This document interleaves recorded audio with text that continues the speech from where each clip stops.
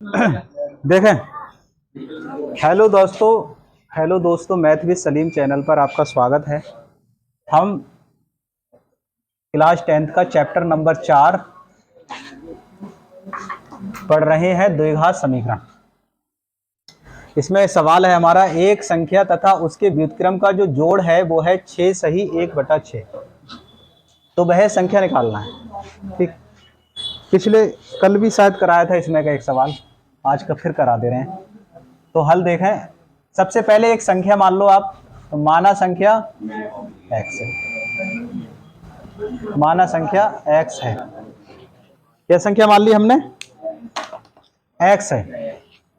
माना संख्या हमारी x है। अगर संख्या x है तो इसका व्युत्क्रम बताइए कितना होगा।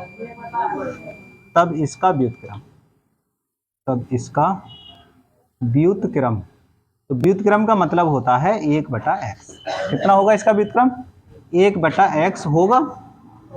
अब सवाल कह रहा है कि वह संख्या और उसके व्युत्क्रम का जोड़, क्या चीज?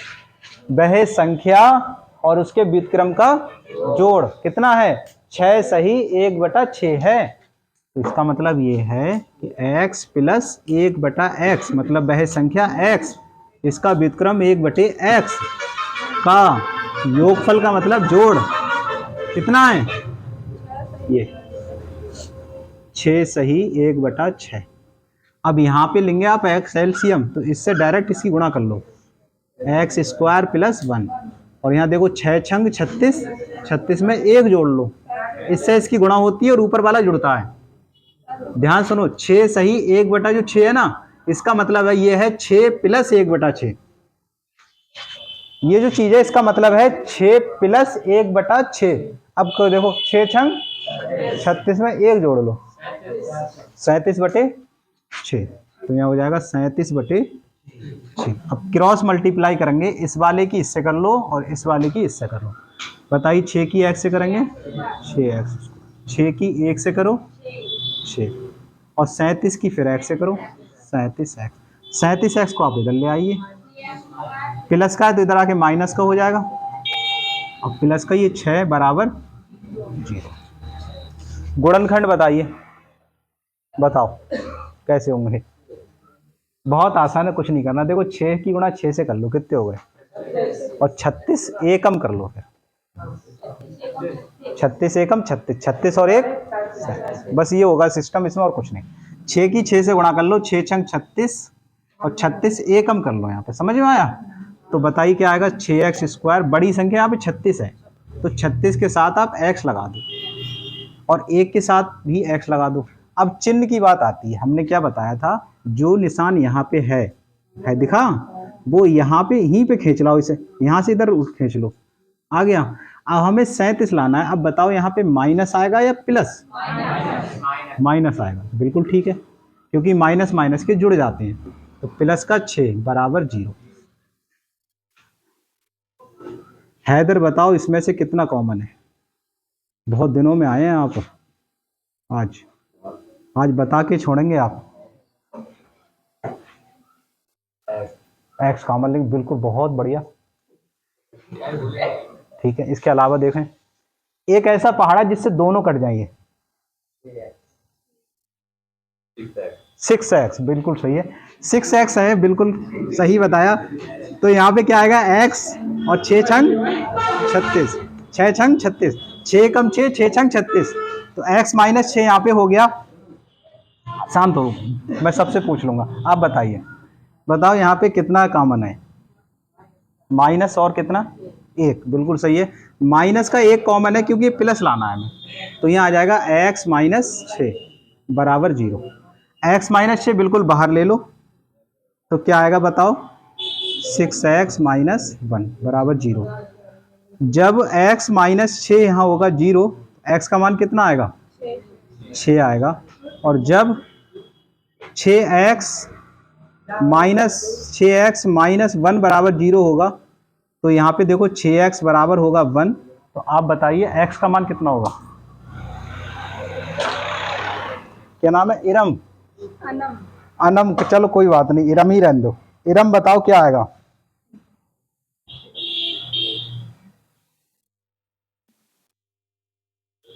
इरम को भी नहीं मालूम तो अनम बता दो क्या आएगा।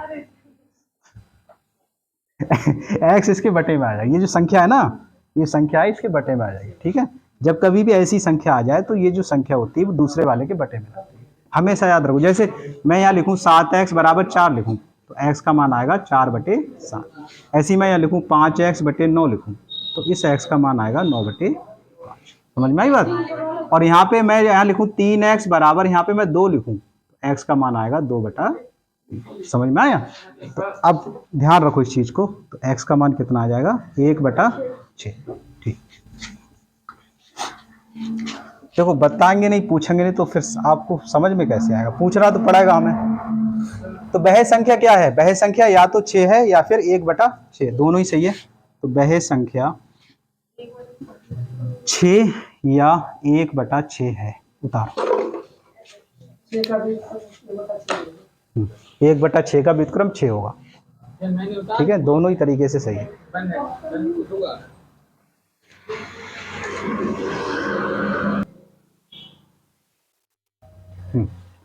सवाल लिख लिया आपने।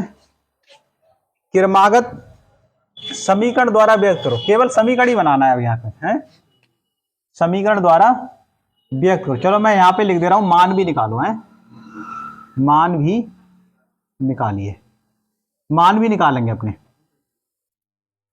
समीकरण तो बनाएंगे इसके साथ साथ मान भी निकाल लेंगे। फिर सवाल तो वैसे इतना ही है लेकिन हम मान भी निकालेंगे। दो क्रमागत धन पूर्णांकों के वर्गों का योगफल 221 है। क्रमागत का मतलब समझ गए, क्रमागत का मतलब होता है लगातार। लगातार का मतलब अगर एक 8 है तो अगली संख्या 9 आएगी। क्रमागत का मतलब होता है लगातार। समझ में आया सूर्य प्रताप सिंह? ठीक, तुम तो भाई सूर्य भी हो उसके साथ प्रताप भी हो, दो चीजें हैं तुम्हारे अंदर। तो देखो भाई, दो क्रमागत धन पूर्णांकों के वर्गों का योगफल कितना है 221। तो यहां मान ले रहे हैं, हल कर रहे हैं हम इसे। माना एक धन पूर्णांक x है, एक पूर्णांक कितना है हमारा, एक पूर्णांक अगर x है तो अगला धन पूर्णांक कौन सा होगा x+1, क्योंकि क्रमागत है ना। ये शब्द पे गौर दो, क्रमागत का मतलब लगातार, लगातार मतलब एक उससे अगला वाला। एक पूर्णांक x है, एक पूर्णांक x तथा अगला धन पूर्णांक, अगला धन पूर्णांक, तो ये है हमारा x+1 है। तो दो क्रमागत धन पूर्णांक हो गए। अब क्या कह रहा है इसमें देखो, के वर्गों, के वर्गों, वर्गों का मतलब जान गए, वर्ग का मतलब इसका पावर 2। बताओ बस क्या लिखा जाएगा, x की पावर कितनी 2 और x+1 की पावर 2, बोलो ना 2, दोनों की बात कर रहा है ना। क्रमागत धन पूर्णांक कितने 2, बीच में प्लस, भाई बहुत ही बढ़िया।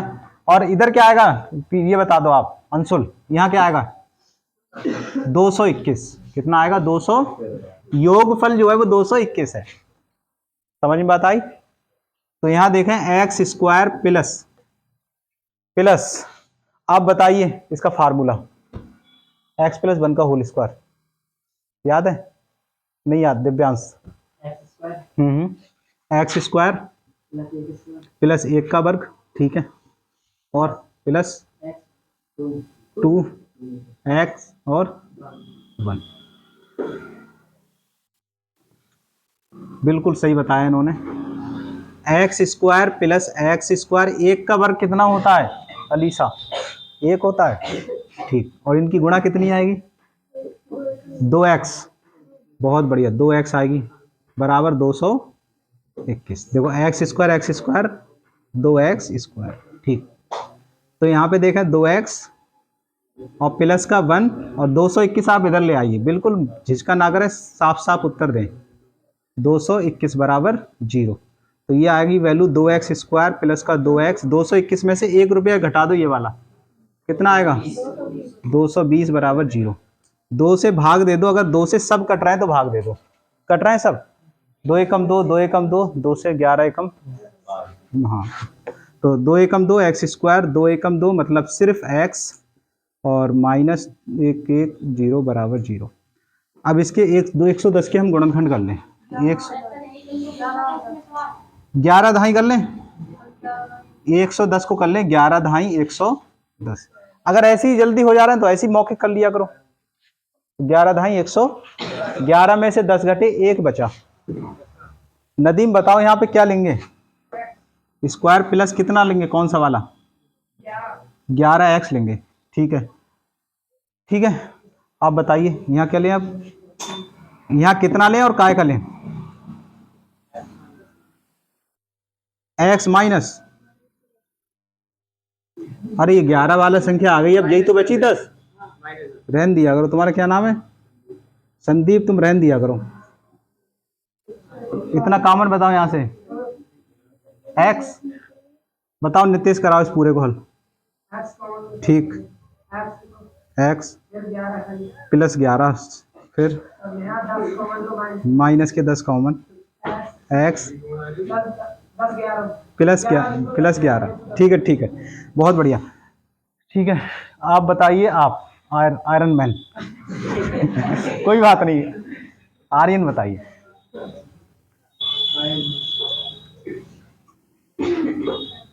x प्लस 11 कॉमन ले लीजिए, सही है। इसमें हंसने वाली क्या बात नहीं, तारीफ हो रही कोई इनकी, वो थोड़ी हो रही है। Super hero iron man. वालेकुम अस्सलाम। बिल्कुल, हम कोचिंग ही पढ़ा रहे हैं। ठीक है, जब x माइनस 10 क्या होगा? 0, तो x का मान क्या हो जाएगा? 10। तो यहां पर देखें x का मान 2 हो गए, x का मान -11। -11 वाला मान्य नहीं है। क्यों मान्य नहीं है? क्योंकि इन्होंने धन कहा है। धन का मतलब माइनस में तो होएगा ही नहीं, तो ये भाई गलत कर दो इसे, ये मान्य नहीं, ये मान्य है। तो यहाँ पे धन पूर्णांक कितना आ गया? 10 आ गया। तो पहला धन पूर्णांक क्या हो गया? ये ऐसे लिख लो, एक धन पूर्णांक हो गया आपका x बराबर 10, और दूसरा धन पूर्णांक क्या हो जाएगा? x प्लस 1 का मतलब 10 और 1 11। तो दो क्रमागत दो धन पूर्णांक आए, 10 और 11 है। उतारो।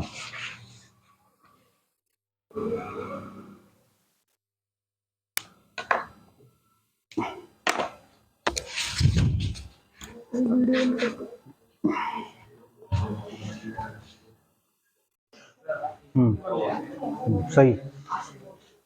देखिए सवाल है कुछ इस तरह, एक आयताकार मैदान की लंबाई उसकी चौड़ाई के 2 गुने से 9 मीटर अधिक है। सुने, बिल्कुल शांत होकर सुने। एक आयताकार मैदान की लंबाई उसकी चौड़ाई के दुगने से 9 मीटर अधिक है। कौन अधिक है? लंबाई। लंबाई ज्यादा है ना, और लंबाई ज्यादा होती भी आप सब जानते हो। ठीक, 9 मीटर अधिक है। यदि मैदान का क्षेत्रफल 810 मीटर स्क्वायर हो तो उसकी लंबाई चौड़ाई याद करो। आयताकार मैदान की लंबाई, समझना बात, ध्यान सुनो भाई साहब, बिल्कुल ध्यान से, गौर से, दिमाग से सुनो, पूरा ध्यान यहां लगा दो। एक आयताकार मैदान की लंबाई, यहां बात खत्म हो गई, नेक्स्ट बात यहां से शुरू करी उनने, उसकी चौड़ाई के, फिर आगे कह रहा है दुगने से। अगर चौड़ाई x है तो इसका दुगना 2x हो गया। अगर चौड़ाई मैंने x मान ली तो इसका दुगना 2x हो गया, से 9 मीटर अधिक है। अधिक का मतलब प्लस, तो 9 मीटर अधिक हो गई। इसमें क्या चीज अधिक है? यानी जो लंबाई है वो 2x प्लस 9 है, ये कह रहा है सवाल। समझ गए? फिर से सुनो, एक आयताकार मैदान की जो लंबाई है उसकी चौड़ाई अगर x मान ली के दुगने, यानी उसका डबल कर दो इस चौड़ाई का, दुगने से 9 मीटर अधिक है का मतलब 9 इसमें जोड़ लो। कौन अधिक है? ये लंबाई।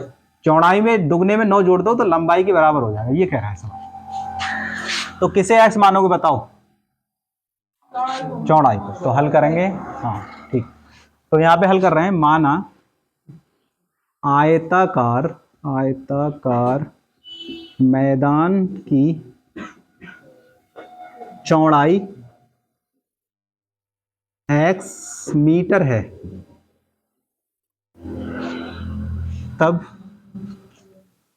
तब इसकी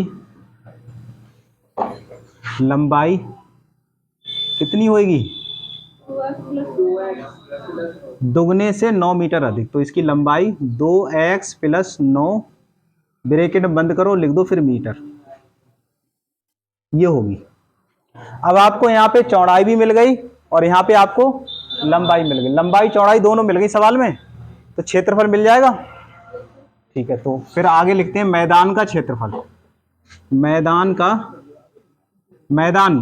मतलब कैसा है? ये आयताकार, ब्रैकेट में डाल दो, आयताकार मैदान, आयताकार का क्षेत्रफल। आयत का क्षेत्रफल कितना होता है? आयत का क्षेत्रफल होता है लंबाई गुणा चौड़ाई। लंबाई और चौड़ाई गुणा कर दो तो आयत का क्षेत्रफल हो जाता है। ठीक है, लंबाई गुणा चौड़ाई। समझ में बात आई? अब ध्यान से सुनो, जैसा जैसा यहां पे दे रखा है इन्होंने, वैसे यहां पे अप्लाई कर दो। मैदान आयताकार का क्षेत्रफल, मैदान का क्षेत्रफल कितना है? बस इतने लाइन की जगह आप 810 लिख दो। जैसे ये गया मैदान का क्षेत्रफल, यहां भी वही लिखा है मैदान आयताकार का क्षेत्रफल, तो इसकी जगह क्या लिख दो? ये 810 बराबर। अब आती है लंबाई, तो देखो लंबाई कहाँ है, ये दिखी, तो ब्रैकेट में डाल दो 2x प्लस 9।